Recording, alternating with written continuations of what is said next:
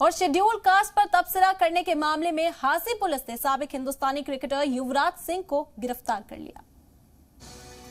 Schedule caste पर तबसरा करने के मामले में हांसी पुलिस ने हिंदुस्तान के साबिक क्रिकेटर युवराज सिंह को गिरफ्तार कर लिया। हालांकि बाद में युवराज सिंह को अबूरी जमानत पर छोड़ दिया गया था। दरअसल हाल ही में युवराज सिंह ने सोशल मीडिया पर चैट के दौरान शेड्यूल कास्ट पर तबसरा किया था, जिसके बाद उनके खिलाफ शिकायत दर्ज कराई गई थी। हालांकि इस मामले में युवराज ने एक ट्वीट भी किया था और अपने बयान को लेकर अफसोस भी जताया था।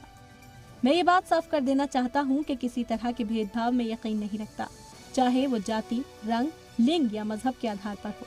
अपने दोस्तों के साथ बातचीत के दौरान मैंने जो कहा उसे गलत तरीके से समझा गया। हालांकि जिम्मेदार हिंदुस्तानी होने के नाते मैं कहता हूं कि अगर मैंने किसी की भावनाओं को ठेस पहुंचाया है तो उसके लिए माफी मांगता हूं।